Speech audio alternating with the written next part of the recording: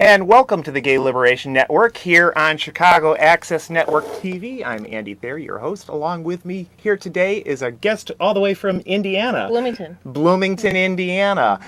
Linda Giovanna Zambanini, who is an activist, not just in Indiana, but has been involved in stuff around the region. And in Wisconsin and here. Yeah, and so, but there's a particular battle that's been going on in Indiana that a lot of people in our audience here in Chicago are probably not aware of.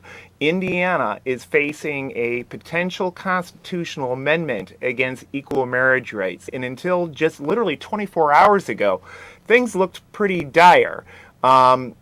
Indiana has been under siege by right-wing forces, not just in terms of equal marriage rights, but things like union rights and a whole host of things by a Republican-dominated legislature.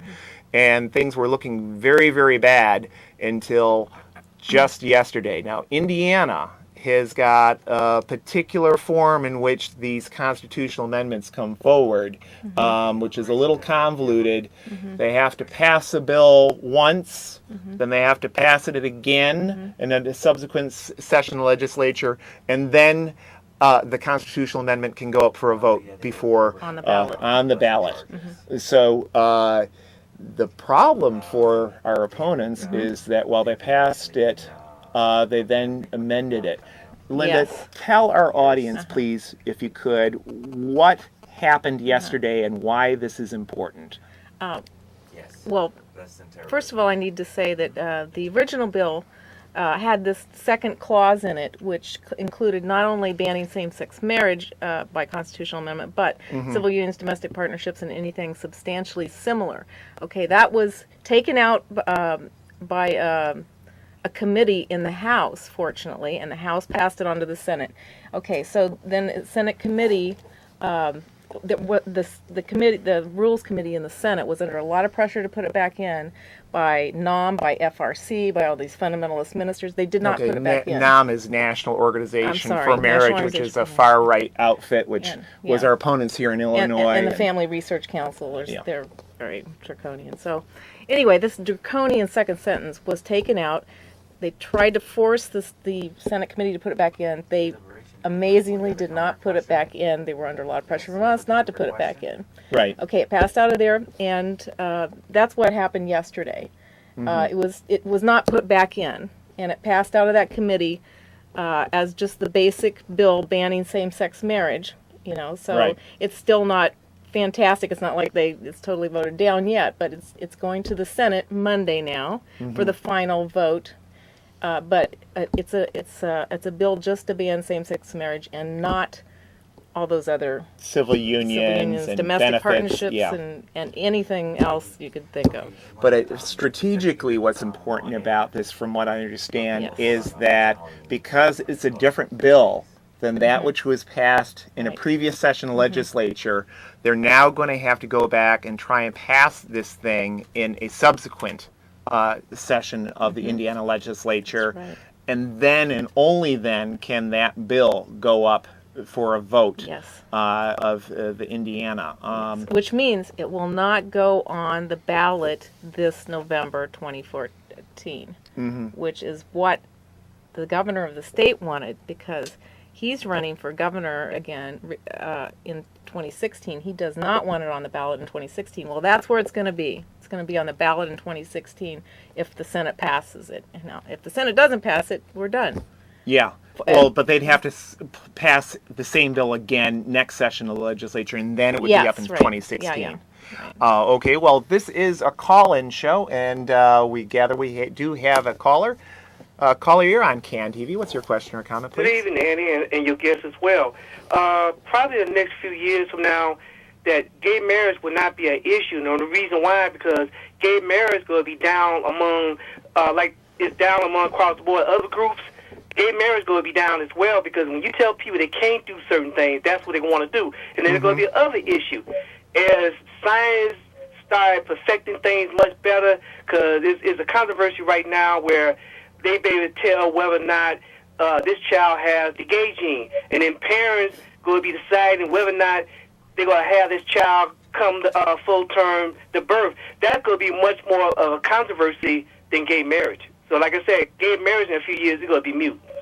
Okay, well, I certainly hope you're right, and this our caller does raise another issue, which is Indiana is not in a vacuum. We've had a whole series of very interesting court decisions right around the country in places like Oklahoma, Utah, other places that are seen Kentucky. as Kentucky Just the other day, and these states are seen as not terribly progressive, and yet you've had federal judges, by a count that I saw the other day, a few dozen of them, I believe something in the neighborhood of 30 plus judges, both at the state and federal level, have all decided on the side of equal marriage rights since the big Windsor decision by the U.S. Supreme Court.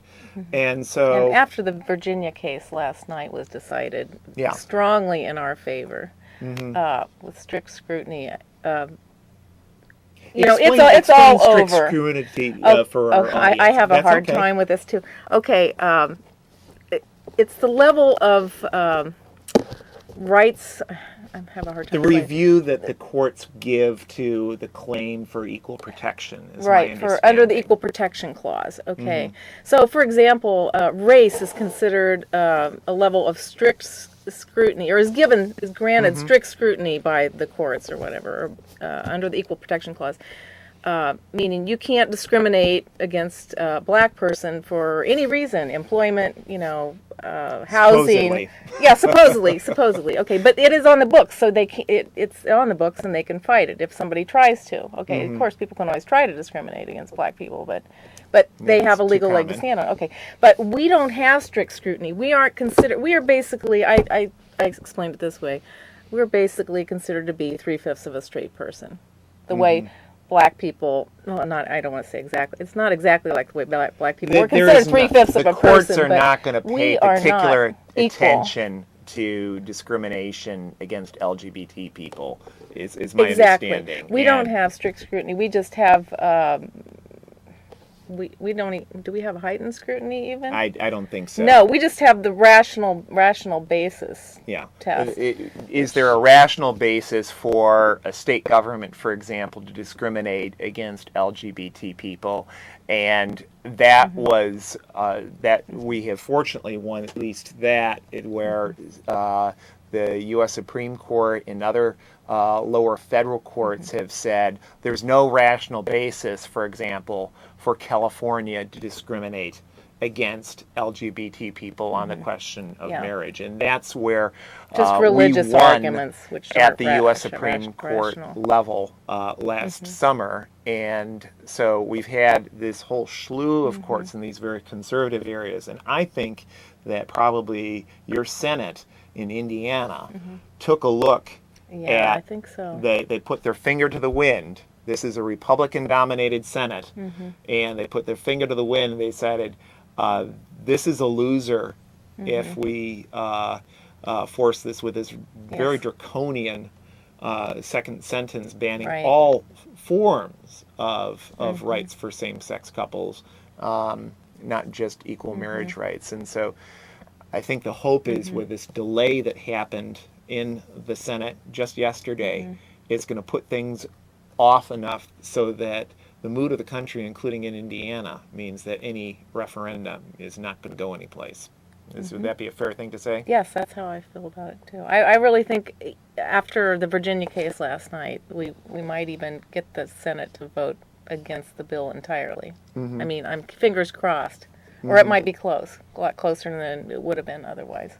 Can I speak to more about the scrutiny? Absolutely. Go Okay. ahead, Linda. Now there was a major case just a couple weeks ago, in the Ninth Circuit. It was a case between SmithKline Beecham and Abbott Laboratories. In the Ninth Circuit is where, Linda? Well, it's out west somewhere. Okay. That's Nevada, and I think Right. it includes Nevada, Okay. Oregon. I'm not sure if it includes Okay, Colorado. so anyway, there was this big case. This is a major deal. Okay.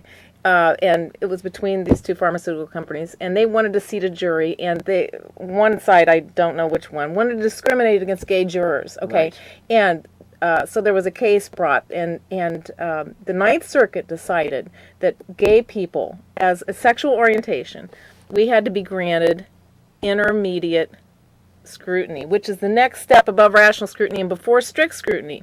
And this is a big, big deal. Okay, This is the first time this has happened, and now everybody's looking at that, and that is just snowballing through the federal courts. Okay, because every new case that comes along, they're looking at that and saying, "Oh, I mean, intermediate scrutiny." And now in the Virginia case, I'm not sure if they granted us strict scrutiny, but the governor, before that case was decided, wanted us to be granted strict scrutiny, which would be the highest level that's granted to race. Well, the interesting thing is in any number of cases, the governor and the attorney general, I believe this happened in New Mexico, you had, one was a Republican, one was a Democrat, neither wanted to fight on behalf of the existing law. And so people in both parties, and Indiana is about as red as a red state can get, especially here in the north. And this is the way things are going at this time, with the emphasis on at this time. But before we continue our conversation, I just want to call attention in our audience to a few announcements of upcoming things. First of all, if you want to get involved in the Gay Liberation Network, please check out our website, gayliberation.net. You'll find lots of useful information there, as well as links to previous shows. And also, we invite you to get involved in the Gay Liberation Network. Our monthly meetings were the first Wednesday of each month at the Burger Park Cultural Center, 7 p.m. first Wednesday of each month, corner of Sheridan and Granville, just east of the Granville L stop. And also, there's an important event coming up here in Chicago. Mental health services have been under siege by our 1% mayor, Mayor Rahm Emanuel. People recall that in the run-up to the big NATO conference, the city was spending millions of federal dollars on this conference for the war makers.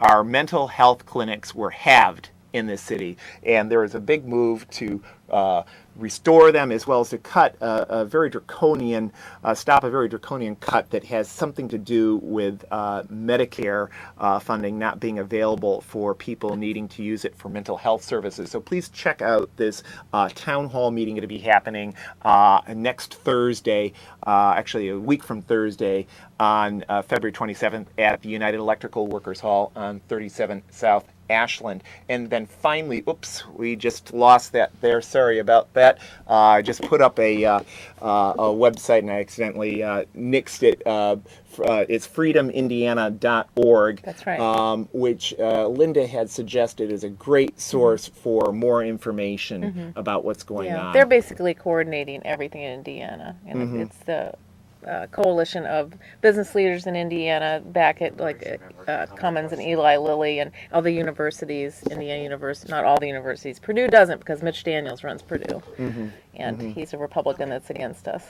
Well, could you tell us, Linda, we've got a few callers we'll get on the air in just a few seconds here, but could you first tell us what has been the mood amongst same-sex marriage rights supporters over the past several weeks? Because this has been a roller coaster ride for you guys. It has been, yes, it really has been. Well, it's been really, it was really depressing that they were trying to push this bill through, but every step of the way we've become more and more elated as each step of the way we've defeated whatever was going on. Like taking out made sure the second sentence was out, The sentence banning the rights draconian for... sentence. And so we have had victories every step of the way, and nobody expected this in Indiana. When this all started, I mean, I think everybody was pretty well depressed. Thinking this is going to go boom, boom, boom, boom, boom, and before you know it, it's going to be on the ballot in November. Well, now it's not going to, now it's not going to be, I'm Italian.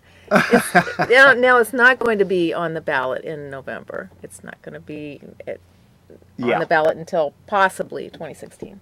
Okay, well, we've got a caller here.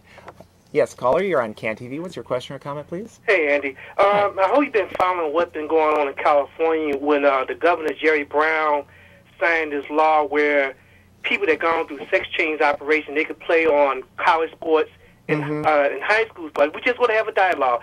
And saying you got the women groups and you got some other groups saying this is unfair if you have a person that was a guy and now they change their sex and they playing on these teams. We have a person that's 200-some pounds and they got this upper body strength. And I just want to hear your thoughts on that. Some people saying that's unfair. It's going to do away with women's sports and certain laws and things they have in place to protect women. Well, it's interesting that you should raise that point. My sister is actually a marathon runner, and she mentioned that she was a little chagrined. She lost a marathon to a trans woman, but she was,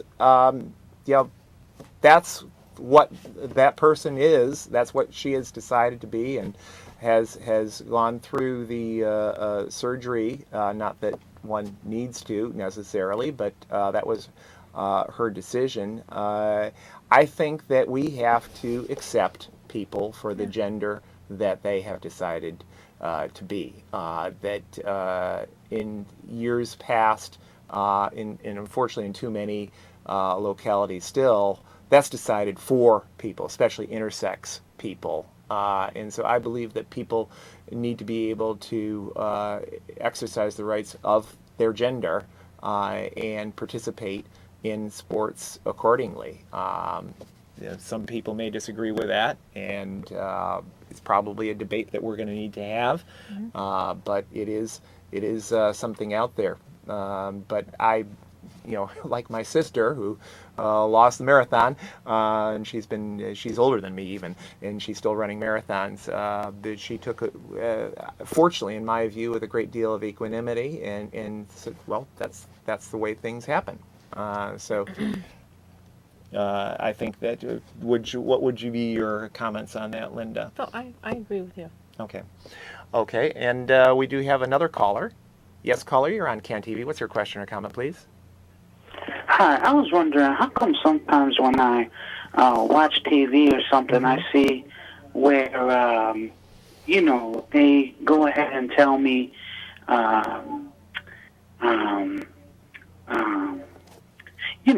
when they show me marriage, like at the music awards, why did they have to show me the marriage between the same sex? Why I can't enjoy just my music? Well, the point is that we see heterosexual marriages celebrated all the time on television, both in public places, people announcing that they want to get engaged to someone else of the different gender, and that certainly has been part of the American cultural landscape for as long as there's been television.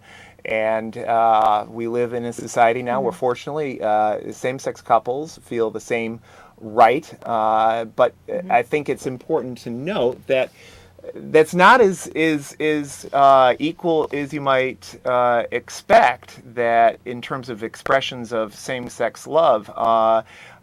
There was a recent survey of LGBT people that found that only 29% of white LGBTs are out to everyone in their workplace. And much lesser percentages of Latino and African American LGBTs are out to everyone in their workplace. And anyone who's worked in a big office knows that it's very typical to have pictures of your spouse up there. Well, for the overwhelming majority of LGBTs of all races, this is not the case still, apparently. And this survey was circa 2012. And things have not changed that much in a year and a half. I would like to address this too. Yeah. Okay, and things are really changing right now, culturally, and like you said, you saw this on the Grammy Awards where everybody was getting married. It wasn't just gay couples and lesbian couples. It was, straight couples also. But the thing is, you're going to be seeing more and more gay people on TV. And lesbians. And when I say gay people, I'm kind of old-fashioned. That includes everybody, gays and lesbians. But you're going to be seeing more and more of that. And I would compare that to back when I was about 10 or 12 in Indiana, rural Indiana. There was a show on TV called Julia, which included a black woman, beautiful black woman. And you were just starting to see black people on TV in roles and black people in commercials. And let me tell you, the bigots that I grew up with in Indiana, I grew up with a bunch of farmer kids. Okay, so all my little friends were a bunch of conservative bigots, really. And I didn't grow up like that, but they did. My parents weren't farmers. But, I would spend the night at their house, and you would not believe what their parents would say when they saw a commercial on TV with a black person. It's like the sky was falling. Okay, I had my best little friend, her father came in and saw a black person on TV. It was worse than that. He said, if I saw a blankety blank N walk in my house, I would shoot their head off with a shotgun. And I will never forget that. So that just tells you the level of hatred that's out there and how people have to get adjusted. Well, and the thing I think is important to remember is that you scratch the surface and we still live in a very racist and homophobic society. And that's why it is gratified as we are with the gains that India just made yesterday and is hopefully going to continue to make. I think it's important to not rest on our laurels, to think that progress is inevitable. That there have been any number of instances in United States history where history has marched backwards, where everything seemed to be on the up and up. You think of the suffragist movement of the 1920s, boom, then hits the Great Depression and World War II, and women are pushed out of the workforce then after World War II, and it wasn't until the 1960s, literally more than a generation later, that women finally began to start making gains. And so while we're very gratified that, was it like 18 states in D.C., if I'm getting the numbers right, are now same-sex marriage rights supporting, that's still not even half the states. And so we can't be complacent that history, as it's marched forward the last couple of years, can dramatically, if we had a big recession again in this country, all the filth, all the scapegoating, whether against immigrants, LGBTs, African Americans, whomever, just like in Nazi Germany. I mean, gay people were gaining a lot of civil rights in Germany, in Weimar, Germany. Weimar, before Hitler got in power, and then he rounded up gay people and sent them off to Dachau and wherever, and gave them pink triangles to wear. Yeah, along with so any number of other folks. So things can march backward, really. Yeah. So I'm afraid we're just about out of time. I know that there are other callers that tried to get in tonight here, but I apologize for that. We're going to be closing up the show here with a few final announcements. First of all, that websites you need to go to get more information is www.freedomindiana.org. Linda suggests that as a great source for information about what's going on with the equal marriage rights struggle in Indiana. And then once again, check out the town hall meeting about restoring mental health services here in Chicago. That's a couple weeks from now, February 27th, at the United Electrical Workers. That out, and then we want to remind people that we meet the first Wednesday of each month. Please check us out if you want to get involved. That's the Burger Park Cultural Center, corner of Sheridan and Granville, and then also check out our next show here on CAN TV, and that's going to be coming up in early March there. And then finally, thank you to all who made tonight's show possible.